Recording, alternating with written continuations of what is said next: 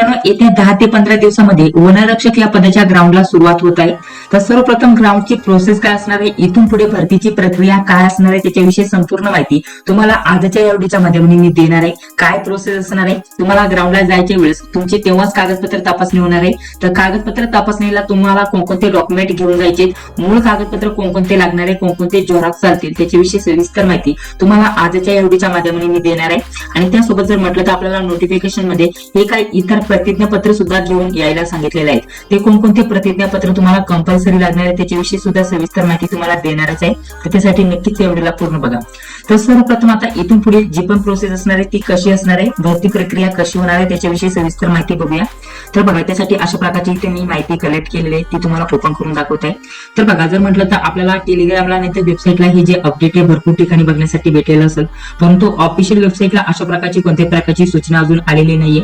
जी पण आपल्याला सूचना येईल ग्राउंड विषयी किंवा आपलं जी पण रनिंग वगैरे असणार आहे, कागदपत्र तपासणी असणार आहे, तर त्याच्याविषयी सर्वप्रथम सूचना जी ऑफिशियल वेबसाईट आहे आपली महाफॉरेस्ट.gov.in या संकेतस्थळावरती आपल्याला कळविली जाईल.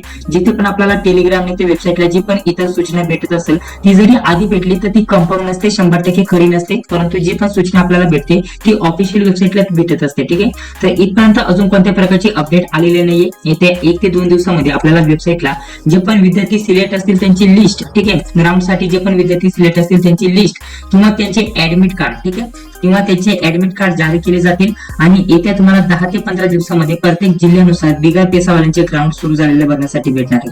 पेसावाल्यांचं लगेच होणार नाहीये. जे एसटी कॅटेगरीचे विद्यार्थी असतील आणि ज्यांनी पण पेसा अंतर्गत फॉर्म भरला असेल, ठीक आहे, पेसा विभागाअंतर्गत किंवा पेसा क्षेत्रांतर्गत फॉर्म भरला असेल, त्यांचे ग्राउंड जेव्हा सर्वोच्च न्यायालयाचा निकाल लागेल त्यानंतरच घेतले जाणार आहे. आणि सध्या जर म्हटलं तर 1100 ते 1200 जे बाकीचे पदे होते जे बिगर पेसा आहेत, ठीक आहे, अदर कॅटेगरीचे विद्यार्थ्यांचे पदे आहेत, ते त्यांचं ग्राउंड आता लगेच सुरू होणार आहे. ठीक आहे, तर इथं अमरावतीचं तुम्ही हे नोटीस बघितलं असेल, इथे सांगितलेलं आहे बघा, इथं आपलं जे ग्राउंड कधी होणार आहे, इथं आपल्याला तारीख देखील दिलेली आहे, तारखेविषयी इथं माहिती दिली आहे आणि बाकीची सविस्तर माहिती पीडीएफ मध्ये दिलेली आहे. बघा, इथे तारीख सुद्धा त्यांनी दिलेली आहे, कधी ग्राउंड होणार आहे अशा प्रकारची. यानुसार जर म्हटलं तर आपण यानुसार असा विचार केला तर इथे आपल्याला 7 ते 8 दिवसामध्ये हे ग्राउंड सुरू झालेलं बघण्यासाठी भेटलेलं आहे. आणि ठिकाण सुद्धा इथं दिलेलं आहे. ठीक आहे, इथं बघा आपल्याला जे ठिकाण असणार आहे अमरावतीचं, हे ठिकाण सुद्धा इथं दिलेलं आहे. ठीक आहे, परंतु जर म्हटलं तर ऑफिशियल वेबसाईटला अजून कुठल्याही प्रकारचं असं अपडेट आलेलं नाहीये. तर सर्वप्रथम प्रोसेस काय असणार आहे ती मी तुम्हाला सांगतो, जेणेकरून तुम्ही कन्फ्युज नाही होणार. आणि त्यानंतर जे पण डॉक्युमेंट्स पाहिजे ते डॉक्युमेंट्स इथे पण दिलेत आणि आपण सुद्धा इथे नोट करून घेतले, ते सर्व डॉक्युमेंट्स आपण बघणारच आहोत. ठीक आहे, तर बघा, आता प्रत्येक जर म्हटलं तर प्रत्येक जिल्ह्यासाठी अशा प्रकारचं प्रसिद्ध पत्रक जारी केलं जाईल, जे की तुम्हाला ऑफिशियल वेबसाईटला भेटून जाईल. कुठे इतर ठिकाणी जाण्याची गरज नाहीये, अजून तर तिथे काय अपलोड केलेलं नाहीये. येत्या 1 ते 2 दिवसामध्ये हे आपल्याला बघण्यासाठी भेटून जाईल. जसं कोणत्याही प्रकारचा अपडेट येईल तुम्हाला सर्वप्रथम या चॅनलवरती कळविलं जाईल. आता सर्वप्रथम विद्यार्थ्यांच्या मनामध्ये हे डाऊट होते की आपल्याला कागदपत्र तपासणीला जायच्या वेळेस कोणकोणते कागदपत्र सोबत न्यावे लागणार आहे, प्रोसेस काय असणार आहे, आपल्याला कसं समजणार आपलं ग्राउंड कुठं होणार आहे, कधी होणार आहे, तर त्याच्याविषयी माहिती देतो. आता सर्वप्रथम आपल्याला ऑफिशियल वेबसाईटला, ठीक आहे, ऑफिशियल वेबसाईटला एक तर लिस्ट जारी केली जाईल, नाहीतर एक तर ऍडमिट कार्ड जारी केली जाईल. ज्या पण विद्यार्थ्यांना 54 किंवा 54 पेक्षा जास्त मार्क असतील तर त्या सर्वांना इथं ग्राउंड साठी बोलवलं जाणार आहे. त्यांची लिस्ट जारी केली जाईल आणि त्यांचं ऍडमिट कार्ड जारी केलं जाईल. आज कोणाचं ग्राउंड आहे, उद्या कोणाचं ग्राउंड आहे, त्यानंतर 3ऱ्या दिवशी, 4थ्या दिवशी किंवा 5व्या दिवशी कोणत्या विद्यार्थ्याचं ग्राउंड आहे. प्रत्येक जिल्ह्यानुसार आपल्याला 1-2 ठिकाणं इथं दिले जातील आणि त्या ठिकाणी तुम्हाला ग्राउंडला जावं लागणार आहे. प्रत्येक जर म्हटलं तर प्रत्येक दिवशी विद्यार्थ्यांचं जर म्हटलं तर आपल्याला स्टेप बाय स्टेप एका गॅपमध्ये हे ग्राउंड झालेलं बघण्यासाठी भेटेल. याचा जर कालावधी जर म्हटलं तर एका आठवड्यामध्ये सर्व जिल्ह्यांचे ग्राउंड होऊन जातील, कारण प्रत्येक जिल्ह्यानुसार आपल्याला ग्राउंड वेगवेगळ्या ठिकाणी झालेलं बघण्यासाठी भेटतील. ठीक आहे, म्हणजे एक आठवडा आपण धरून चालू शकता की पहिल्या दिवशी जर म्हटलं तर एका जिल्ह्याचं संपूर्ण जर म्हटलं तर 5 ते 6 दिवस लागले एका जिल्ह्यासाठी. अशाच प्रकारच्या प्रत्येक जिल्ह्याचे वेगवेगळ्या ठिकाणी ग्राउंड होतील आणि एका आठवड्यामध्ये तुमचं ग्राउंड कम्प्लीट होऊन जाईल. तर अशा प्रकारची प्रोसेस असणार आहे. सर्व विद्यार्थ्यांना इथं ग्राउंड साठी बोलवलं जाणार आहे. 54+ वाल्यांना सर्वांना ग्राउंड साठी इथं बोलवलं जाणार आहे. तर त्यासाठी तुमचं प्रवेश पत्र एकदा इश्यू होईल, नाहीतर तुमची लिस्ट जारी केली जाईल. कोणत्या विद्यार्थ्याचं पहिल्या दिवशी ग्राउंड आहे, कुठे ग्राउंड आहे, ही लिस्ट जारी केली जाईल. जर प्रवेश पत्र नाही आलं तर तुम्हाला काय घेऊन जायचे, अर्जाची तुम्हाला प्रत घेऊन जायचे. जेव्हा तुम्ही फॉर्म भरला होता त्या अर्जाची प्रत घेऊन जायचे, नाहीतर जुनं प्रवेश पत्र तुमचं घेऊन जायचे. यापैकी एक कोणतेही जरी असेल तरी तुम्ही इथं नेऊ शकता. आणि जर तुमच्याकडे अर्जाची प्रत देखील नसेल, ऍडमिट कार्ड जरी नसेल तर काही प्रॉब्लेम नाही, अजून देखील तुम्ही तुमची अर्जाची प्रत आणि ऍडमिट कार्ड डाउनलोड करू शकता वेबसाईटवरून, ते तुम्ही डाउनलोड करून घेऊ शकता. ठीक आहे, जे जुनं होतं जेव्हा तुम्ही फॉर्म भरला होता त्याचा जो लॉगिन आयडी पासवर्ड असेल तो पण तुमची अर्जाची प्रत आता देखील तुम्ही डाउनलोड करू शकता ऑफिशियल वेबसाईटला भेट देऊन, काही प्रॉब्लेम नाही. आणि तसं तुम्हाला नवीन प्रवेश पत्र इश्यू केलं जाईल माझ्या अंदाजानुसार. आणि नाही केलं, ठीक आहे, नाही केलं तर डायरेक्ट लिस्ट जारी केली जाईल की आज या 5 ते 6,000 विद्यार्थ्यांचं ग्राउंड आहे या ठिकाणी. त्यानंतर तिथे त्यांना बोलवलं जाईल, त्यांना टायमिंग, वेळ, त्या विद्यार्थ्यांची लिस्ट वगैरे दिली जाईल आणि त्यांचं ग्राउंड घेतलं जाईल. एक तर प्रवेश पत्र किंवा लिस्ट जारी केली जाईल येत्या 2 ते 3 दिवसामध्ये, ठीक आहे. आणि लिस्ट जारी केल्यानंतर येत्या तुम्हाला 6 ते 7 दिवसामध्ये ग्राउंड झालेलं बघण्यासाठी भेटणार आहे. तर ही पुढील प्रोसेस असणार आहे, ठीक आहे. तर आता यासोबत आपल्याला काय न्यायचंय, आता जेव्हा तुम्ही ग्राउंडच्या ठिकाणी जाल तेव्हा तुम्हाला कोणकोणते डॉक्युमेंट सोबत घेऊन जायचे, कोणकोणते कागदपत्र तुम्हाला सोबत न्यायचे, त्यांच्याविषयी सविस्तर माहिती आता आपण जाणून घेऊया. कारण यावरती बहुतेक विद्यार्थ्यांचे प्रश्न आलेले होते की आम्हाला संपूर्ण कागदपत्राची जी लिस्ट आहे ती व्यवस्थित बनवून द्या, जेणेकरून आम्ही सर्व जे कागदपत्रे व्यवस्थित सोबत घेऊन जाऊया, ठीक आहे. आता सर्वप्रथम मी तुम्हाला सांगतो, इथे बघा, जेवढे पण तुमच्याकडे मूळ कागदपत्र असतील ना तेवढे पण तुम्ही सोबत घेऊन जा. असा एकही कागदपत्र ठेवू नका की तो तुमच्याकडे मूळ कागदपत्र होता परंतु तुम्ही नेला नाही. जेवढे पण मूळ ओरिजिनल कागदपत्र असतील ते सर्व तुमच्याकडे जेवढे पण असतील, जेवढे पण गोळा होतील तेवढे तुम्ही नेण्याचा प्रयत्न करा. आणि त्या सर्व कागदपत्रांची, जे पण कागदपत्र मी तुम्हाला खाली सांगणार आहे या लिस्टमध्ये, त्या सर्व कागदपत्रांची किमान तुम्हाला 2-2 झेरॉक्स न्यायची. किमान कमीत कमी 2-2 झेरॉक्स नेते. हाताखाली तुम्ही 3 ते 4 झेरॉक्स नेऊ शकता. प्रत्येक कागदपत्राचे 3 ते 4 झेरॉक्स नेऊ शकता. कारण तिथे गेल्यानंतर तुम्हाला 2 झेरॉक्स तर कंपल्सरी लागणार आहे. त्यानंतर हाताखाली तुम्ही 3-4 झेरॉक्स ठेवू शकता एका कागदपत्राचं. हे तुम्हाला समजून आलं. आता लिस्ट मी तुम्हाला खाली देणारच आहे. तर सर्वप्रथम इथं बघा, जे पण कागदपत्र तुम्ही नेणार आहे तर हे तुम्हाला सर्वप्रथम हे चेक केले जातील आणि त्याच्यावरती तुम्हाला सेल्फ अटेस्टेड करून घ्यावं लागणार आहे. म्हणजे स्वतःला आपल्याला काय करायचंय, जसे की हे तुमचं कागदपत्र आहे अशा प्रकारचं हे झेरॉक्स आहे, ठीक आहे. जे पण झेरॉक्स असेल, ओरिजिनल नव्हे, जे पण झेरॉक्स असेल, झेरॉक्स, ठीक आहे, झेरॉक्स जे पण झेरॉक्स असेल त्याच्यावरती तुम्हाला काय करायचंय, जिथं पण खाली जागा कोरी असते ना, हे जसं की इथं कागदपत्र तुमचं इथं मेन्शन केलेलं कोणत्याही प्रकारचं, तर त्याच्या खाली तुम्हाला जिथं पण कोरी जागा असेल ना तिथे तुम्हाला तुमची स्वतःची सही करायची, ठीक आहे. याला म्हणतात सेल्फ अटेस्टेड. तर अशा प्रकारचं प्रत्येक झेरॉक्स वरती जे तुम्ही 2-2चा गठ्ठा करून येणार आहे. आता जे पण मी तुम्हाला कागदपत्र सांगेन ना त्या सर्व कागदपत्रांचे तुम्हाला 2-2 प्रत म्हणजे झेरॉक्स घ्यायचे. एक आपल्याला प्रत्येक झेरॉक्स काढायचा, त्याचा एक गठ्ठा तयार करायचा. पुढे सर्वप्रथम तुम्हाला प्रवेशपत्र, त्यानंतर फॉर्म जोडायचा आणि ओळखपत्राचा एक झेरॉक्स जोडायचं. आणि त्याचा अशा प्रकारचं जे पण मी इथून पुढे तुम्हाला कागदपत्र सांगेल तर एक गठ्ठा तुम्हाला अशा प्रकारचे न्यायचे. असे किती गठ्ठे तयार करायचे? 2. जेवढे पण कागदपत्र सांगणार आहे यांचे झेरॉक्सचे 2 गठ्ठे तुम्हाला तयार करायचे. प्लस तुमच्याकडे जे पण ओरिजिनल कागदपत्र असेल ते ओरिजिनल कागदपत्र तुम्हाला घेऊन जायचे. आणि जे पण झेरॉक्स असणार त्याच्या खाली सही करायची, म्हणजे सेल्फ अटेस्टेड करून घेऊन जायचे, ठीक आहे. स्वतःला सही करायची, कुठे जाण्याची गरज नाही. झेरॉक्स मारायचं आणि स्वतःची खाली सही करायची. प्रत्येक डॉक्युमेंटवरती, कागदपत्रावरती तुमची स्वतःची एकच सही असायला पाहिजे, सारखी सही असायला पाहिजे. इथपर्यंत तुम्हाला समजून आलं. चला आता कोणकोणते कागदपत्र पाहिजे त्याच्याविषयी माहिती जाणून घेऊया. तर बघा, सर्वप्रथम जर तुमची लिस्ट जारी झाली तर लिस्ट तुम्हाला नेण्याची गरज नाही, परंतु प्रवेशपत्र जर तुमचं जारी झालं, जसं आपल्याला परीक्षेसाठी प्रवेशपत्र जारी झालं तर तसंच ग्राउंड साठी जर तुमचं प्रवेशपत्र जारी झालं तर तुम्हाला ते प्रवेशपत्र सर्वप्रथम कलर प्रिंट न्यायचे, याची कलर प्रिंट घेऊन जायचे. त्यानंतर तुम्हाला पुढे काय न्यायचे? ओळखपत्र, ठीक आहे. तुम्ही यामध्ये ओळखपत्रामध्ये पॅन कार्ड नेऊ शकता, ठीक आहे, पॅन कार्ड नेऊ शकता, आधार कार्ड नेऊ शकता, हे तुम्ही ओळखपत्र नेऊ शकता. हे ओळखपत्र तुम्हाला एक ओरिजिनल लागणार आहे, कंपल्सरी ओरिजिनल तर तुम्हाला कंपल्सरी लागणार आहे. आणि प्लस त्याचे 2-2 झेरॉक्स, ठीक आहे. त्यानंतर ऑनलाईन अर्ज जेव्हा भरला होता याची तुम्ही झेरॉक्स नेऊ शकता. कलर प्रिंट नाही नेली तरी काय प्रॉब्लेम नाही, परंतु याच्याही तुम्हाला किती न्यायचे? 2 प्रिंट न्यायचे, कमीत कमी 2 झेरॉक्स तुम्हाला न्यायचे. हे 2 गठ्ठे तुम्हाला आता सांगतो, जसं की हे 2-2 मी तुम्हाला सांगत आहे. या पहिला एक तुम्हाला अशी फाईल बनवायची. थोडक्यात हे जेवढे पण डॉक्युमेंट्स मी सांगत आहे पहिल्या याच्यामध्ये पण जोडायचे सर्व, आणि दुसऱ्या याच्यामध्ये पण तुम्हाला तेच डॉक्युमेंट जोडायचे झेरॉक्स मध्ये. आणि तुम्हाला एक तिथे जमा करावं लागणार आहे. आणि जोपर्यंत तुमचं ग्राउंड होत नाही तोपर्यंत तुम्हाला एक सोबत ठेवावं लागणार आहे. आणि बाकीचे तुम्ही हाताखाली अजून एक एक्स्ट्रा झेरॉक्स नेऊ शकता. प्रत्येक कागदपत्राची किमान तुम्हाला 2 झेरॉक्स नेणं गरजेचं असणार आहे. पुढे बघा, आपल्याला काय म्हटलेलं आहे, शैक्षणिक पात्रता जे पण तुमच्याकडे गुणपत्रक असेल ते नेणं गरजेचं असणार आहे. आता जसं की इथं तुम्हाला काय लागणार आहे, जर तुम्ही 10वीचं दिलं असेल, एसटी कॅटेगरीचे विद्यार्थी असेल तर 10वीचं तुम्हाला कंपल्सरी लागणार आहे. 12वीच्या याच्यावरती भरला असेल तर 12वीचं तुम्हाला मार्कशीट, ठीक आहे, 12वीचं मार्कशीट तुम्हाला कंपल्सरी लागणार आहे.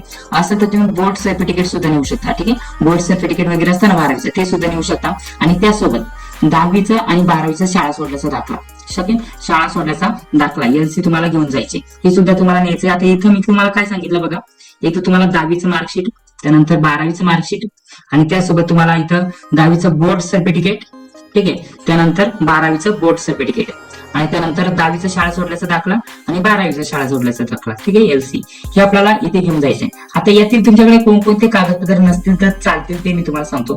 इथे तुमच्याकडे आपल्याला सांगतो तुम्ही 12वी फॉर्म भरला असेल, इतर विद्यार्थ्यांना 12वी फॉर्म होता तर 12वीचे जे मार्कशीट आहे, ठीक आहे, जे 12वीचं मार्कशीट आहे ते तुम्हाला कंपल्सरी लागणार आहे ओरिजिनल. ठीक आहे, ओरिजिनल लागणार आहे. जर काही कारणास्तव तुमच्याकडे ओरिजिनल नसेल तर तुम्ही एखाद्या कॉलेजमध्ये जमा केलं असेल तर त्याचं बोनाफाईड नेऊ शकता. ठीक आहे, हे बोनाफाईड तुम्ही तिथे जमा करू शकता. नाहीतर तुमचं जे पण शाळेचं ते शाळेमधून तुम्ही लिहून प्रतिज्ञापत्र लिहून आणू शकता की इथे जमा आहे कागदपत्र, हे ओरिजिनल कागदपत्र माझे इथे जमा आहे. अशा प्रकारचं शाळेमधून कॉलेजमधून तुम्ही ते लिहून नेऊ शकता. ठीक आहे, अशा प्रकारचं. परंतु तिथे तुम्हाला हे ओरिजिनल लागणार आहे, जेणेकरून हे सर्वात महत्त्वाचं डॉक्युमेंट आहे. हे मार्कशीट तुम्हाला लागणार आहे आणि त्यासोबत तुमच्याकडे बोर्ड जे सर्टिफिकेट असतं ना 10वी 12वीचं बोर्ड सर्टिफिकेट ते असेल तरी तुम्ही ते घेऊन जा. परंतु मार्कशीट हे आपल्याला कंपल्सरी लागणार आहे. बोर्ड जे आपल्याला बोर्ड सर्टिफिकेट असतं ते नसेल तरी काही प्रॉब्लेम नाही, परंतु असेल तर हे देखील तुम्ही घेऊन जा. आणि शाळा सोडल्याचा दाखला 10वी आणि 12वी दोन्हीचं सोबत घेऊन जा. शाळा सोडल्याचा दाखल्याचं झेरॉक्स तुम्हाला न्यायचे. हे तुम्हाला सांगितलं ओरिजिनल मार्कशीट तुम्हाला इथं ओरिजिनल न्यावे लागणार आहे. नसेल तर आपल्याला बोनाफाईड ओरिजिनल घेऊन जायचं. ठीक आहे, शाळेचं जे पण बोनाफाईड असेल ते तुम्हाला काढून घ्यायचे आणि ते तुम्ही ओरिजिनल घेऊन जाऊ शकता, जेणेकरून तिथे तुमचे डॉक्युमेंट्स जमा आहे अशा प्रकारचं तुम्ही लिहून जरी घेतलं तर तुम्हाला काही प्रॉब्लेम नाही येणार. शाळेमध्ये तुम्हाला सांगायचं आमचं अशा प्रकारचं इथं या ठिकाणी कागदपत्र तपासणी आहे, तिथे आम्हाला जायचे आणि त्यासाठी आम्हाला तुम्ही नोट करून द्या, लिहून द्या की आमचे जे ओरिजिनल डॉक्युमेंट आहे ते इथे जमा आहे. आणि तुम्ही ते डॉक्युमेंटचे नाव मेन्शन करू शकता की तुमचं काय काय तिथे जमा आहे. 10वी 12वीचं मार्कशीट म्हणा, नाही तर तुमचं कास्ट सर्टिफिकेट म्हणा. ठीक आहे, हे जे पण असेल महत्त्वाचे ते डॉक्युमेंट तुम्ही तिथे मेन्शन करा आणि सही शिक्का घेऊन जा, जेणेकरून तुम्हाला तिथे काही प्रॉब्लेम नाही येणार. ठीक आहे, जेवढी पण तुम्हाला माहिती देण्याचा प्रयत्न करतोय त्या प्रकारे तुम्ही क्लिअर करू शकता. त्यानंतर इथं बघा वयोमर्यादा बाबत तुम्हाला एक सोबत घेऊन जायचं डॉक्युमेंट. तर यामध्ये तुम्ही काय काय देऊ शकता, इथे जन्म प्रमाणपत्र देऊ शकता.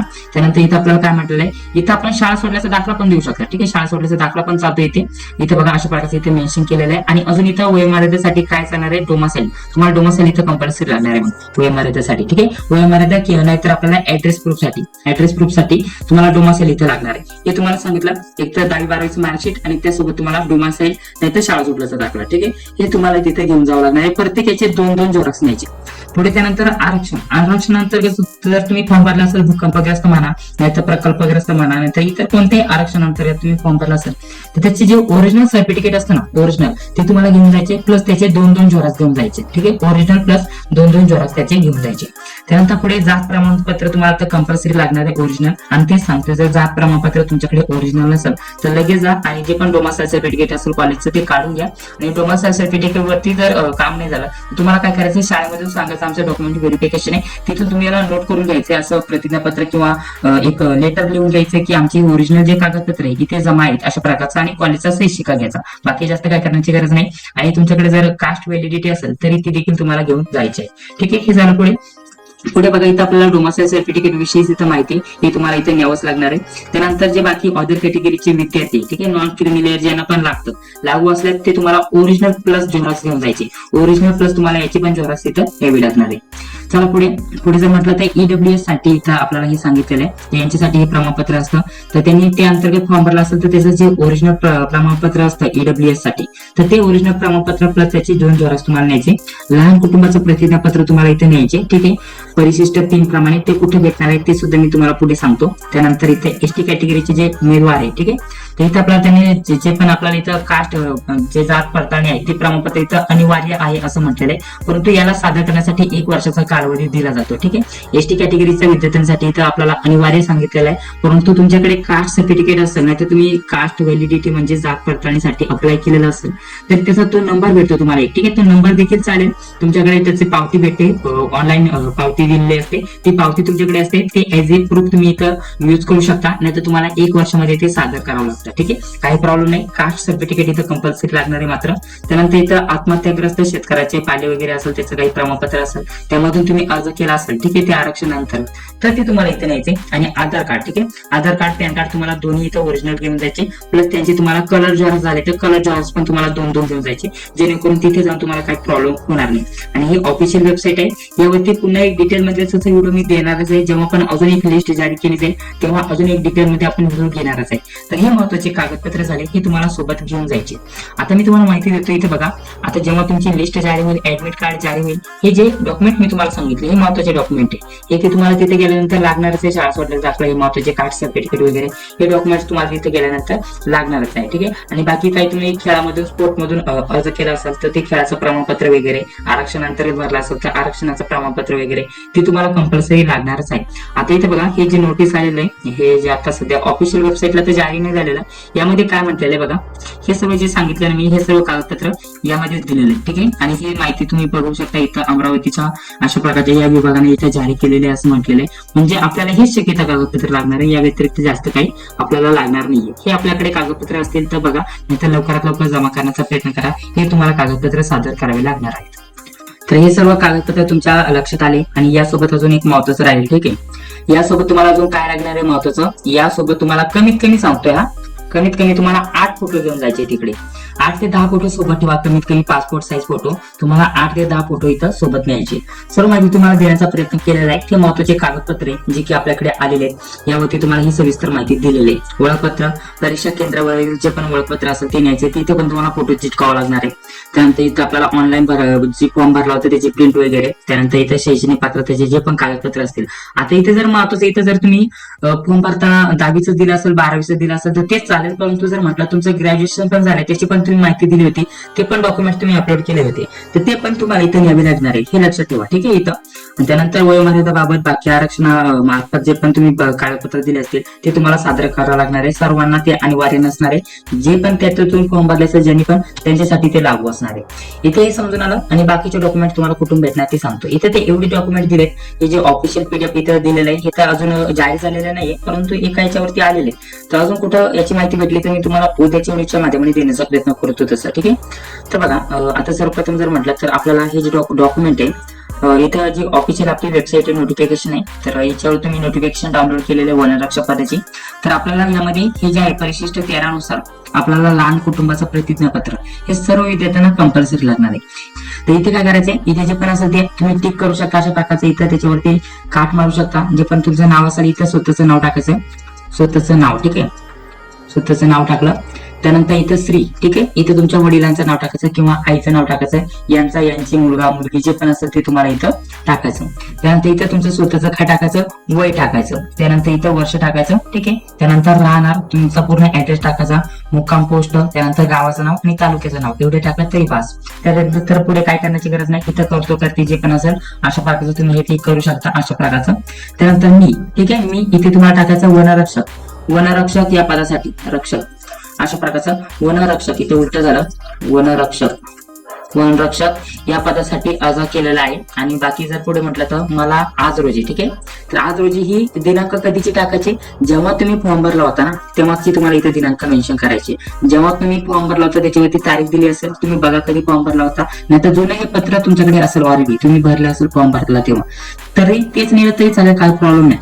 तर नाही तर तुम्ही इथं आजची म्हणजे आजच्या नुसार जरी म्हटलं तर काही प्रॉब्लेम नाही. इथे राहील किती मुले त्यांची संख्या टाकायची, 00 असेल तर 00 टाकायचं, जर असेल तर 1 असेल तर 01 टाकायचं, 2 असेल तर 02 टाकायचं अशा प्रकारचं, नसेल तर 00 टाकायची. त्यानंतर हे पुढे अशा प्रकारचं. आणि त्यानंतर 28/3/2005 नंतर तुम्हाला किती मुले झालेत, जर झाले असतील किती पण तर त्याची संख्या टाकायची. आणि याच्या अगोदर असेल तर इथे 00 टाकायचं, फक्त इथेच टाकायचं. आणि यानंतर असेल तर 01, 02, 03 जे पण असतील ते तुम्ही अशा प्रकारे टाकू शकता, नसतील तर 00 टाकायचे. त्यानंतर काय जास्त करण्याची गरज नाहीये. थोडं खाली आल्यानंतर तुम्हाला माहिती अजून काय दिलेलं आहे, फक्त इथं आपल्याला काय टाकायचं, इथं स्वतःचं पूर्ण नाव टाकायचं. ठीक आहे, स्वतःचं पूर्ण नाव, स्वतःचं नाव. ठीक आहे, इथं स्वतःचं नाव टाकलं आणि त्यानंतर वरती तुम्हाला काय करायचे, तुमची सही करायची.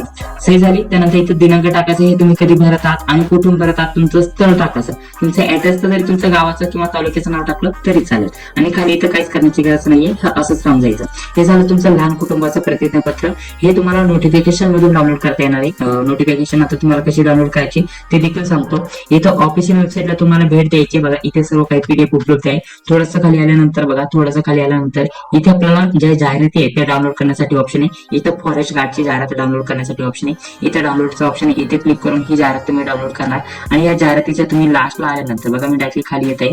खाली आल्यानंतर तुम्हाला या जागा वगैरे दिसतील. ठीक आहे, जागा दिसल्यानंतर इथे बघा तुम्हाला अजून काय दिलेलं आहे, इथे टप्पे वगैरे दिलेत. आणि त्यानंतर इथे बघा तुम्हाला अशा प्रकारचे प्रतिज्ञापत्र वगैरे तुम्हाला बघण्यासाठी भेटतील. हे झालं, इथे तुम्हाला समजून आलं हे तुम्हाला कशा प्रकारचं भेटणार, कुठे भेटणार हे तुम्हाला समजून आलं. आता अजून तुम्हाला कोणकोणते महत्वाचे डॉक्युमेंट लागणार आहेत ते सांगतो. आता इथे बघा आपल्याला धाव चाचणीचे हे जे आहे वचनपत्र इथे द्यावं लागणार आहे. हे पण तुम्हाला एक झेरॉक्स काढून न्यायचे. ठीक आहे, परिशिष्ट 14 नुसार याचं पण तुम्हाला इथं झेरॉक्स काढून न्यायचे. जे पण तुम्ही इथं रनिंग करणार आहात, तर तुम्ही आता धाव चाचणीमध्ये भाग घेणार आहेत, त्यामध्ये कोणत्या प्रकारचं तुम्ही म्हणजे काही गोळ्या वगैरे खाल्ल्या नाही तर तुम्ही कोणत्या प्रकारचे जास्त धावला, तुम्हाला दम लागला, तुम्हाला काही प्रॉब्लेम झाला, तर त्याला तुम्ही स्वतः जबाबदार राहणारे अशा प्रकारचे हे प्रतिज्ञापत्र आहे, हे अशा प्रकारचं वचनपत्र आहे. याच्यावरती तुम्हाला तुमचं पूर्ण अशा प्रकारचे ठिकाण वगैरे टाकायचं, जिथं पण तुम्ही जाल ते ठिकाण टाकायचं, दिनांक टाकायचं, तुम्ही कधी गेला होता त्याचे दिनांक टाकायचे. आता जेव्हा पण तुमचं ग्राउंड असेल तीच दिनांक इथे टाकायची आणि तेच ठिकाणी इथे टाकायचं, तुमची इथे सही करायची, खाली नाव टाकायचं. ठीक आहे, आणि हे तुम्ही लिहून देतात की स्वतः तुम्ही काय हानी झाला तुम्ही स्वतः जबाबदार राहणार आहे. ठीक आहे, हे तुम्हाला इथं वचनपत्र किंवा प्रतिज्ञापत्र आहे ते तुम्हाला इथं कंपल्सरी इथं लिहून न्यावं लागणार आहे. त्यानंतर शारीरिकदृष्ट्या सुदृढ असल्याचे जे प्रमाणपत्र आहे हे सुद्धा तुम्हाला न्यावं लागणार आहे. आता हे महत्वाचं काय असणार आहे, हे तुम्ही कुठूनही घेऊ शकता. कुठून म्हणजे सरकारी दवाखान्यामध्ये जायचं. ठीक आहे, सरकारी दवाखान्यामध्ये जायचे. आता हे कोणासाठी असतं, एखाद्याला काय आजार असेल काय महत्वाचं त्याच्यासाठी काही म्हणजे एखादा ऑपरेशन वगैरे झालेलं असेल तर त्याच्यासाठी हे कंपल्सरी असतं.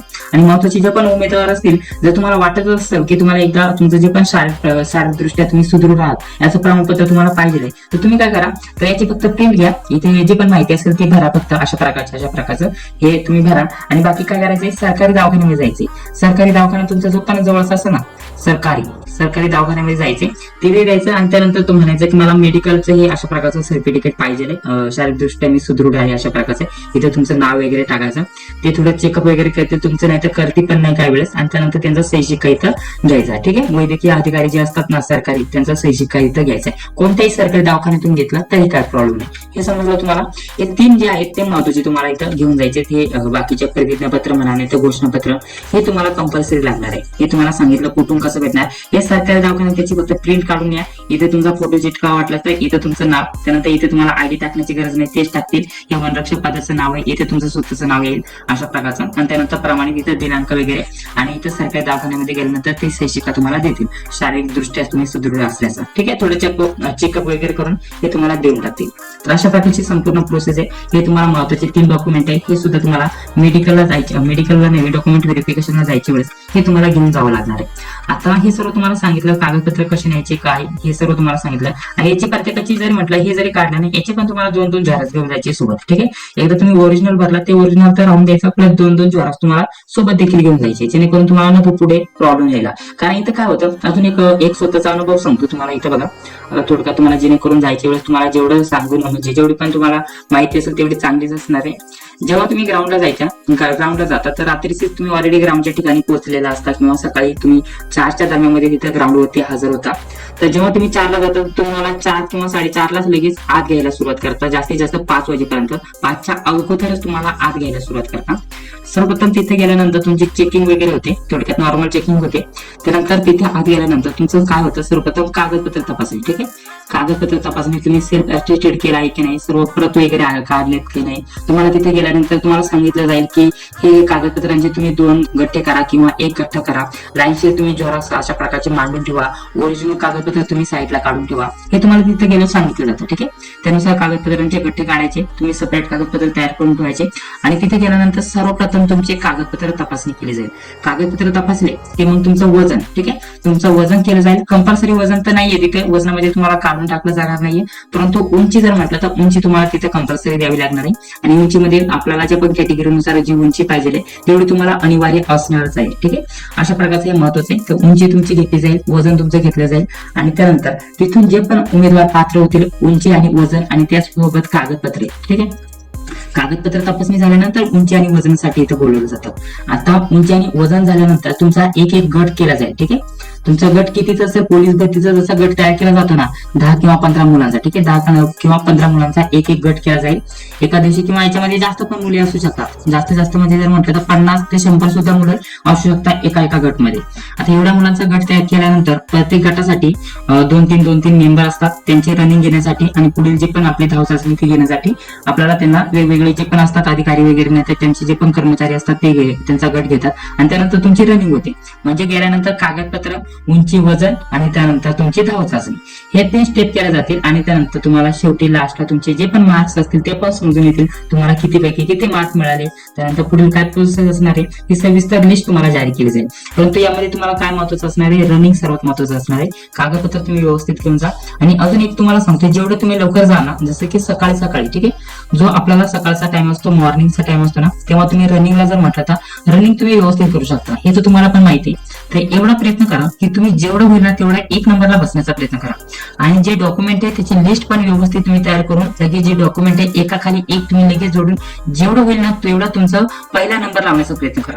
कारण जे पण पहिला गट असेल, पहिल्या गटामध्ये जे पण 10, 20, 50 जे पोरं घेतले जातील, तर त्यांचं सर्वप्रथम जर म्हणतात तर जे रनिंगचा टायमिंग असणार आहे ना, तर रनिंगचा टायमिंग 7 ते 7च्या दरम्यानमध्ये असणार आहे. 7 ते 7च्या दरम्यानमध्ये त्यांचं रनिंग वगैरे होऊन जाणार आहे. ठीक आहे, कारण 4-5 हात घेतल्यानंतर आपलं डॉक्युमेंट व्हेरिफिकेशन वगैरे, उंची, वजन हे 1 तासात होऊन जातं. आणि त्यानंतर तो गट लगेच इथे रनिंगसाठी नेला जातो. तर 6 ते 7च्या दरम्यानमध्ये त्यांचं रनिंग होऊन जातं. आणि सकाळच्या टायमामध्ये तुम्ही रनिंग जे आहे ते व्यवस्थित करू शकता. तुम्हाला रनिंगला जास्त स्कोर इथे मिळू शकतो. त्यामुळे असा प्रयत्न करा की जास्तीत जास्त पुढे 1 नंबरला बसण्याचा प्रयत्न करा. मागून गेले तरी तुम्ही रात्रीचं झोपायला तिथे पुढे जा, लवकरात लवकर जिथं पण गेट असेल तिथेच थांबा. रात्रीचं त्यानंतर मुले जमा झाल्यानंतर तुमचा नंबर लेट येतो आणि त्यानंतर डायरेक्टली दुपारचे 12-1 वाजता तुमचं जर रनिंग असलं तर तुमच्या रनिंग मध्ये खूप जास्त फरक पडतो. 3-4 मिनिटाचा इथे गॅप पडू शकतो तुमच्या इथं, म्हणजे कमी पडू शकतात तुम्ही. ठीक आहे, तर जेवढं होईल तेवढं पुढे जा आणि त्यानंतर रनिंग तुम्ही व्यवस्थित करण्याचा प्रयत्न करा. आता प्रत्येक जिल्ह्यानुसार काय होणार आहे, लिस्ट जारी केली जातील आपल्या वेबसाईटला. हे तुम्हाला सांगितलं सकाळ सकाळी जायचे, हा एक महत्त्वाचा पॉईंट असणार आहे. आपल्या ऑफिशियल वेबसाईटवरती लवकरच या सर्व लिस्ट जारी केल्या जातील. आणि लिस्ट जारी झाल्यानंतर हे सर्व लिस्ट आल्यानंतर तुम्हाला प्रत्येक जिल्ह्यानुसार जे पण ठिकाण असेल त्या ठिकाणी तुम्हाला ग्राउंड साठी जावं लागणार आहे. तिथं कागदपत्र, त्यानंतर वजन, उंची आणि त्यानंतर ग्राउंड तुमचं होणार आहे. तर ही भरती प्रक्रिया अशा प्रकारची असणार आहे. आणि त्यानंतर ग्राउंड आणि लेखी ज्या पण विद्यार्थ्यांना जास्त मार्क असतील त्यांच्यासाठी इथं काय होणार आहे, लास्टला मेडिकल. आणि मेडिकल मध्ये जास्त कोणाला काढून टाकते नाही, कोणत्या प्रकारची चिंता करू नका. मेडिकल कसं होतं, काय केलं जातं त्याच्याविषयी सेपरेट व्हिडिओ तुम्हाला दिला जाणार आहे. आता जायच्या वेळेस तुमचं कोणत्या प्रकारचं मेडिकल होणार नाहीये. आता फक्त तुमचं काय होणार आहे, आपले कागदपत्र तपासणी आणि त्यानंतर ग्राउंड, हे दोनच होणार आहे. चिंता करू नका, मेडिकल तुमचं नंतर असतं. आणि मेडिकल मध्ये तुम्हाला काढून टाकलं जात नाही, त्यासाठी तुम्हाला सवलत दिली जाते. काही दिवसांचा टायमिंग दिला जातो. काही प्रॉब्लेम असेल तर तो तुम्ही सॉल्व्ह करून घेऊ शकता. तर आता या व्यतिरिक्त तुमचे काही प्रश्न असतील तर तुम्ही कमेंट बॉक्समध्ये सांगायला विसरू नका, जेणेकरून त्यावरती आपण पुढील जो व्हिडिओ बनवणार आहे, जेव्हा आपण लिस्ट जारी केली जाईल तर त्यानंतर आपण पुढे सेपरेट व्हिडिओ बनवणारच आहे. तर त्यामध्ये आपण सर्व जे पॉईंट्स आहेत कव्हर करण्याचा प्रयत्न करूया. आता यामध्ये सर्व काही माहिती देण्याचा प्रयत्न केलेला आहे. ज्या पण विद्यार्थ्यांना माहिती पाहिजे होती तर त्यांनी बरोबर शेवटपर्यंत व्हिडिओ बघितला असेल आणि त्यांना सर्व माहिती समजून आली असेल. आणि या व्यतिरिक्त काय प्रश्न असतील तर मग कमेंट बॉक्समध्ये तुम्ही विचारू शकता. तर चला, जर तुम्हाला व्हिडिओ आवडला असेल तर व्हिडिओला एक लाईक करा, चॅनलला देखील सबस्क्राईब करा, जी गेली ती लाईक करा. भेटूया पुढील व्हिडिओमध्ये. जय हिंद, जय महाराष्ट्र.